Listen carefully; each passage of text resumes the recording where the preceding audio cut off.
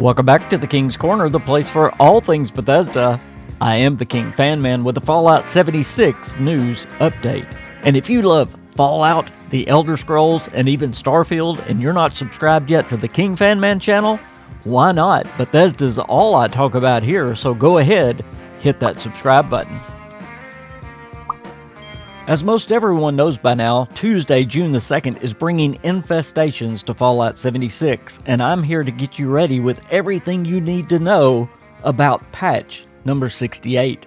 Bethesda invited me to a creator press event last week for a behind-the-scenes look and a deep dive into this patch. Of course, the main feature of this patch is Infestations, and you need to know first off, Infestations are not an event or activity like you've become used to. These are meant to be team-oriented challenges with much stronger enemies. They can spawn currently at 40 different locations on the map, with more locations planned for the future, and there can be numerous infestations operating at the same time. Again, these are not meant for the whole server to respond like a public event, but a normal team of 4. They begin with a large green circle on your map, and you must go and investigate the different locations until one of your team finds the infestation. When it is found, the other members of your team will get the notification of the exact location. But be aware, because the entire server will get a smaller red circle indicating the general area. So it won't be long before many will find the location. But that's probably a good thing because these enemies are tough.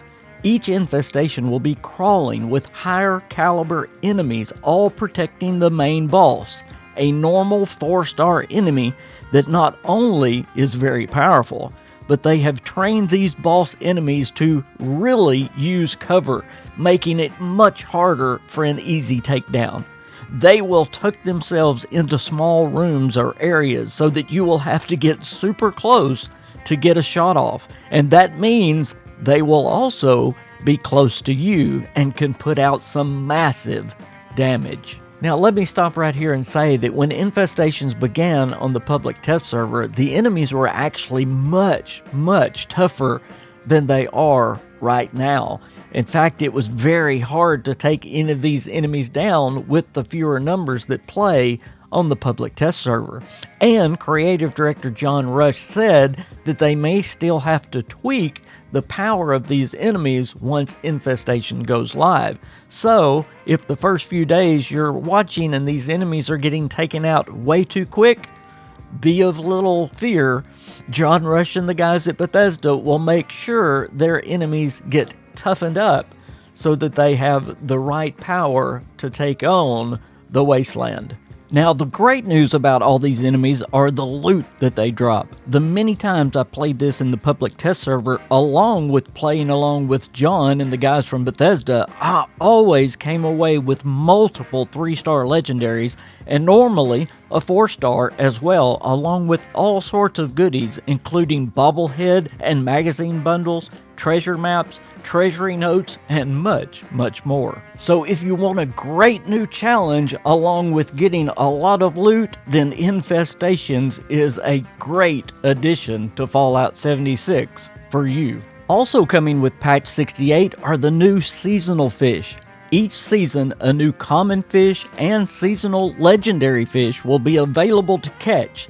As of Tuesday the 2nd, the summer fish are ready to be caught from June through August. The common fish is called the fern skipper, which can be caught in the mire, the cranberry bog, and the Skyline Valley. And the summer legendary fish is the glass ghost, which can only be caught inside the glass cavern, of course. Also coming with this patch is the new season, of course, Season 25, called Under Siege, which I already covered every reward coming in a previous video if you want to check that out. Another thing in patch 68 is they have fixed the U-Minute maps.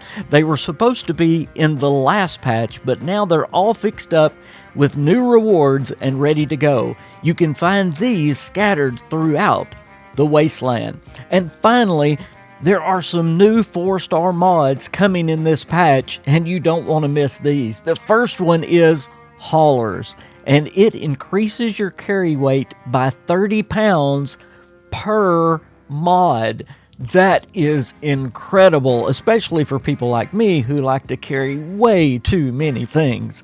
The next one is Raging. It increases your damage by 3% per mod for 10 seconds every time you're hit. Another incredible mod. Then there is Satiated. It kills, restore your hunger and thirst if human, or restores your feral meter if you're a ghoul. Then there is Tarnished. This increases your weapon's damage by up to 120% as the weapon durability decreases. That's something maybe you bloody builds would like. Bloody and Tarnished. Wow. And then finally, Vector. It grants a 10% bonus VATS accuracy against distant targets. Another one that I'm going to love because I have a VATS build. Thank you for getting your Bethesda news right here in the King's Corner. I also want to say a special thank you to Bethesda for allowing me to be a part of that press behind the scenes. It sure helped me get this information to you. I also want to note that all the footage that you saw was from the public test server build and not the regular game.